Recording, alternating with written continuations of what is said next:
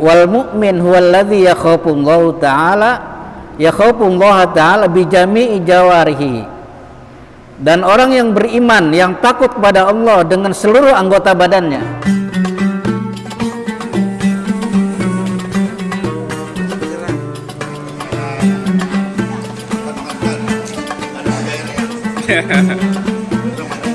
Besok ya.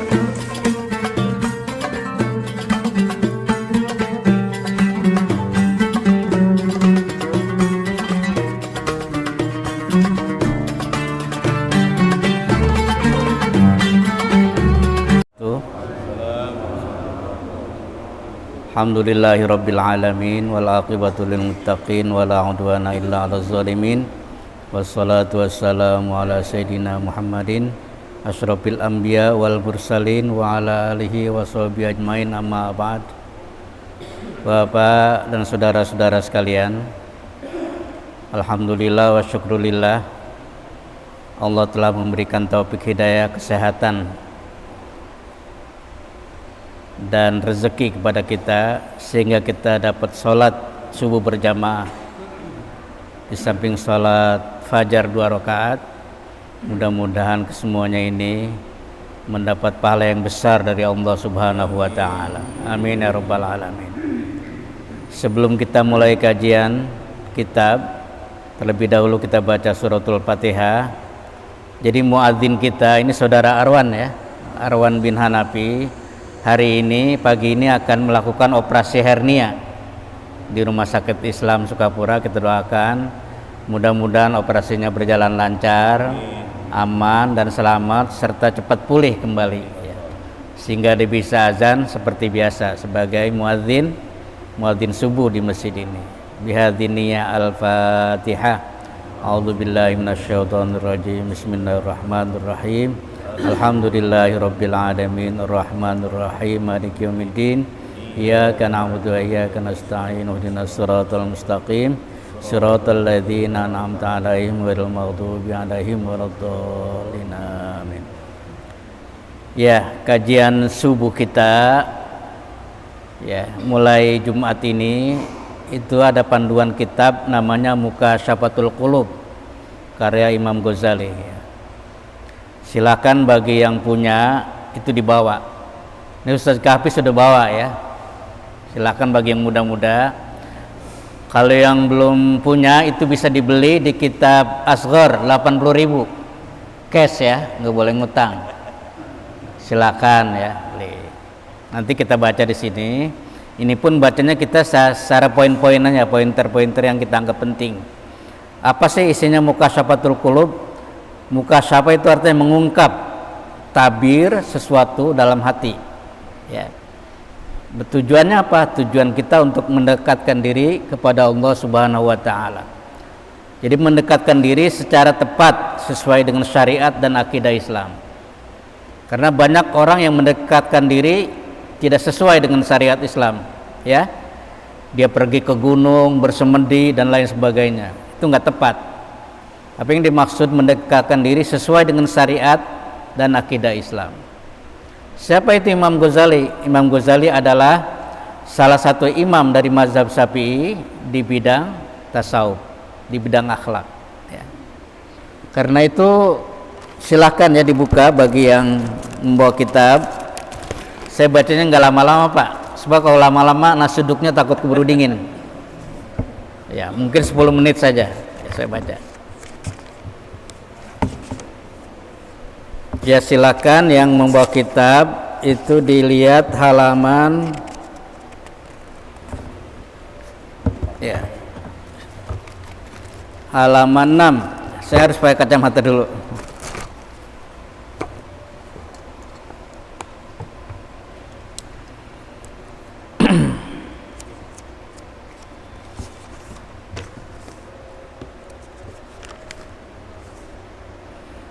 Apa sih perbedaan antara takut dengan Allah dengan takut kepada singa ya.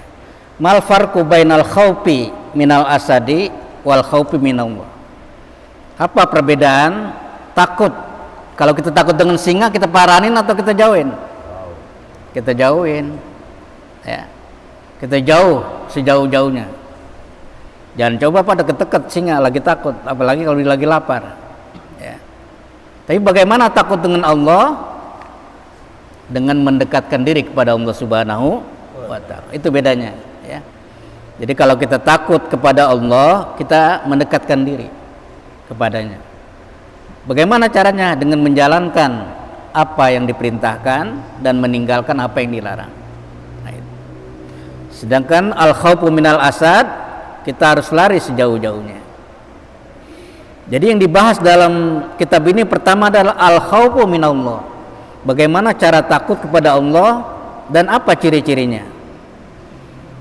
Di halaman 6 coba dilihat, wal mu'min huwallazi yakhafullahu ta'ala yakhafullaha ta'ala bi jami'i jawarihi. Dan orang yang beriman yang takut kepada Allah dengan seluruh anggota badannya. Nah ini Pak, dari mulutnya, dari tangannya, semua takut, ya. Itu ada ciri-cirinya. Alamatu khaufillah tazharu fi sab'ati asya. Ciri-ciri orang takut kepada Allah itu dilihat dari 7 hal, ya. Jadi ada ciri-cirinya. Awaluha, yang pertama, lisanuhu, lidahnya. Dia pelihara lidahnya, fayamna'uhu minal kadhibi, supaya tidak berdusta, ya. Lidahnya dipelihara kalau bicara benar. Wal ghibati, ya, dicegahnya dari ghibah. Ghibah itu mengomongin atau gosip, ya, sering gosip kejelekan saudara kita di belakangnya, kalau di depannya nggak berani, ya. Ghibah. Wan namimah, lidahnya juga tidak mengadu domba, kesono berkata lain, kemari berkata lain. Wal buhtan, serta berdusta. Wa kalamil fudul, ngomong berlebihan. Ini juga ngomong berlebihan, salah satu dia tidak takut pada Allah. Karena biasanya man katsura kalamuhu kasura khatauhu. Barang siapa yang bicara banyak ngomongnya, salahnya banyak. Tapi kalau bicaranya dikit, salahnya juga dikit. Apalagi kalau dia nggak bicara, agak salah-salah, ya itu. Man katsura khatauhu dakhala finnar. Kalau dia banyak salahnya, ya banyak dosanya. Banyak dosanya dakhala finnar. Nah, itu. Kalamul fudul. Jadi kalau bicara Pak seperlunya, ya. Ini kadang perempuan Pak, jarang kalau laki-laki ini fudul kalam, jarang. Ada juga. Tapi yang banyak perempuan. Nah, itu. Kenapa demikian? Itu Bapak udah tahu sendiri. Wa yaj'aluhu masyghulan bi dzikrillah, dan juga lidahnya selalu sibuk dengan zikir kepada Allah, wa tilawatil Quran, membaca Al-Qur'an, wa mudzakaratil ilmi, dan mudzakarah ilmu. Ini ciri pertama, dilihat dari pembicaraannya atau lisannya. Wa tsani qalbuhu, dilihat dari hatinya. Kalau hati orang itu tidak bisa dilihat, tapi gejala-gejala hati itu bisa dilihat. Fayakhruju minhul adawal wal buhtan, keluar daripada hatinya itu rasa permusuhan. Maksudnya nggak ada rasa permusuhan dengan saudaranya, ya. Wal buhtan, juga rasa atau dusta. Wa hasadul ikhwan, juga hasud terhadap saudara, itu nggak ada. Jadi kalau ada masih hasud, ya, dari segi ucapannya, dan ucapan itu cermin daripada hatinya, maka orang itu tidak takut kepada Allah. Kenapa demikian? Li'annal hasada yamhul hasanati, karena hasud itu dapat menghapus segala perbuatan-perbuatan baik. Seperti sabda Nabi, al hasadu yakulul hasanat kama takulun narul hatab. Hasad, dengki itu adalah memakan kebaikan-kebaikan seperti kayu bakar memakan api. Seperti api memakan kayu bakar. Nah ini. Jadi kalau sifat hasud itu ada, maka kebaikan-kebaikan yang ada pada diri kita itu akan habis, ya. Nah itu. Wa'lam annal hasada minal amrad al-azimah fil qulub.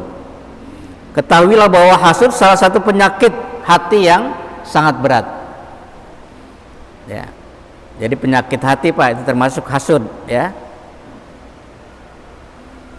Wala tudawa amradul qulub illa bil ilmi wal amal. Tidak bisa disembuhkan penyakit hati kecuali dengan ilmu dan amal. Itu bagaimana cara menghilangkan hati yang dengki ya. Iri dan dengki itu lain Pak. Kalau iri itu kita senang seperti dia, tapi nikmat itu tetap berada pada orang lain dan kita tetap pengen seperti dia. Jadi kalau hasud itu kita mengharapkan nikmat itu hilang dari orang lain dan pindah ke kita. Nah, itu bedanya iri dan hasud. Jadi kalau iri itu normal-normal saja, bukan penyakit, tapi kalau hasud itu termasuk penyakit jiwa. Nah, itu yang kedua, hatinya dilihat. Wasalisu nazruhu. Dan juga yang ketiga, orang yang takut kepada Allah, pandangannya fala yanzuru ilal haram. Jangan selalu memandang kepada yang haram. Minal akli, baik makanan, wasyurbi, minuman, wal kiswah, dan juga pakaian dan sebagainya. Jadi matanya dipelihara, dijaga untuk hal-hal yang baik. Warabi, nah ini yang keempat. Apa cirinya? Batnuhu, perutnya. Kalau orang yang takut pada Allah, perutnya tidak diisi dengan minuman yang haram, makanan yang haram. Fala yadkhulu batnuhu haraman. Ya. Tidak masuk oleh perutnya itu, atau fala yudkhilu batnahu, dijadikan maf'ul di sini, tidak memasukkan perutnya haraman, hal-hal yang larang. Fa innahu ismun kabir, karena itu termasuk yang dosa besar. Nah itu. Qala Nabi bersabda, idza waqa'at luqmatun minal harami fi batni ibni Adam. Apabila telah terjatuh satu suapan saja daripada makanan yang haram di perut seorang manusia, la'anahu kullu malakin, maka dia dilaknat oleh malaikat. Nah itu Pak. Dan satu sendok itu makan dari yang haram, doanya tidak terima selama 40 hari. Lama. Ya, satu suap ya? Satu suap. Lah kalau satu piring kira-kira berapa suap? Apalagi nambah. Lah kalau makannya 3 piring nih, kayak Haji Sayadi, nambah. Itu tinggal mengkalikan saja. Ya. Jadi kita jangan menyalahkan Allah, kok doa gue nggak diterima-terima. Kita koreksi dulu. Muhasabah, ada nggak yang kita makan yang haram? Nah itu. La'anahu kullu malakin fil ar. Dilanat oleh malaikat yang ada di bumi wassama, dan juga malaikat yang ada. Mada mati tilkal luqmatu fi batnihi, selama suapan nasi itu masih ada di perut. Ya itu Pak. Makanya Pak kalau ada itu langsung dibuang, dikeluarin Pak, langsung ke WC. Dibuang cepat-cepat. Nah, itu. Wa in mata ala tilkal halati, jika dia meninggal dunia dalam keadaan seperti itu, masih perutnya masih mengandung hal-hal yang haram, pama'wahu jahannam, maka tempat kembalinya neraka jahannam. Itu Pak. Itu satu sendok Pak. Kalau Bapak makannya berapa piring Pak? 2 piring. Tinggal dikali aja. Itu yang keempat. Wal khamis, ciri yang kelima, orang yang takut kepada Allah, yaduhu fala yamuddu yadahu ila haram. Tangannya tidak bisa memanjangkan ke sesuatu yang haram, apalagi mengambil. Jadi tangannya tuh kalau sedang haram ditarik, jangan sampai keambil tuh. Nah itu maksudnya. Fala yamuddu ma fi taatillah. Nah itu. Dan yang keenam, wasadis qadamuhu, kakinya juga bisa dilihat. Fala yamsi fi maksiatillah, dia tidak berjalan untuk maksiat kepada Allah. Jadi kalau diajak untuk maksiat kakinya berat, nggak mau datang. Ya. Bal yamsi fi taatihi wa ridha. Tetapi kalau diajak untuk ketaatan Allah, kakinya mudah melangkah. Dan keridhaan Allah. Wa ila suhbatil ulama wassulaha. Kalau diajak ya berkumpul atau berteman dengan ulama dan orang-orang yang saleh, itu merasa ringan. Dengan. Dan yang terakhir wasabi. Ta'atuhu, itu ketaatannya bisa dilihat. Fayaj'aluhu ta'atuhu khalisatan liwajhillah. Taatnya itu betul-betul murni karena Allah Subhanahu wa ta'ala. Wa yakhafu minar riya, dan dia takut dengan yang namanya riya. Riya itu kalau berbuat sesuatu ingin dipuji. Jadi ada riya, ada sum'ah. Kalau sum'ah itu ingin didengar, oh dia itu berbuat baik, tapi supaya orang lain tahu disiarkan. Sum'ah namanya. Itu dari sumi'ah ya. Ada nggak perlu didengar tapi dilihat, nah itu namanya ria. Dari ro'a, dilihat. Tapi kalau nggak ada yang lihat, dia nggak mau berbuat baik. Kalau nggak ada orang, nggak ada yang lihat, dia nggak mau sholat. Terasal ada orang nunggu baru sholat, ria namanya. Nah, itu ciri-ciri 7 tanda orang itu takut pada Allah atau tidak, dilihat dari 7 tanda itu. Jadi kalau orang betul-betul sudah takut kepada Allah, maka manusia akan takut kepada dia. Sehingga ada hadis, may yakhafullaha yakhafuhun nasu. Kalau orang betul-betul takut kepada Allah, maka yang manusia akan takut kepada dia. Ya. Itu saya pelajari, Pak. Itu kalau kenapa Kiai Nur Ali begitu karismatik, ya? Karena dia betul-betul takut pada Allah. Jadi sampai penjajah, sampai musuh-musuh takut pada dia. Karena dia takut cuma kepada Allah, pada yang lain dia nggak takut. Kata dia, kalau yang namanya manusia gue kagak takut. Ya. Ditanya siapa itu, dia masih manusia, gue nggak takut. Tapi kalau saya takut pada Allah, nah itu baru-baru. Makanya itu salah satu karismatik ya Kiai Haji Nur Ali, karena betul-betul ya itu diterapkan nih al-khaufu minallah. Jadi nggak ada yang ditakutin, ya. Bahkan mau penjajah dia sudah berapa kali ya, mau dibunuh ya, itu mau dibom macam-macam. Bahkan ketika zaman Soeharto dia termasuk ulama yang vokal yang sering dimusuhi, tapi dia nggak takut, ya. Nah, itu kenapa? Itu ternyata memang betul-betul takutnya kepada Allah maksimal, ya, seperti itu. Demikianlah dapat saya sampaikan. Jadi nanti silakan bagi anak-anak muda ya di bawah kitabnya ya, itu di depan ada 80.000 kalau nggak salah ya. Ini kitab ini murah Pak, tapi sebenarnya pelajaran sangat penting ini ya, banyak sekali ya. Dari saya cukup sekian, kita tutup dengan pembacaan hamdalah alhamdulillahirabbil alamin. Ya silakan.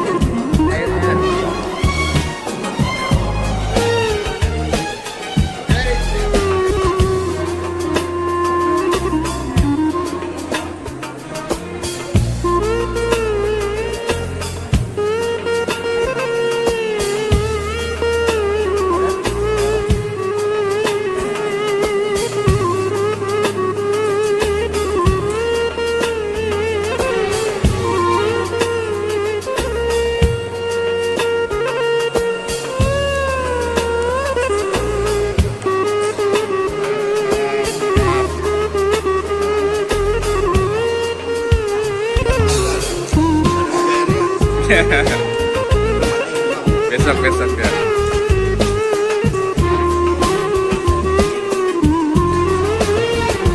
Ya.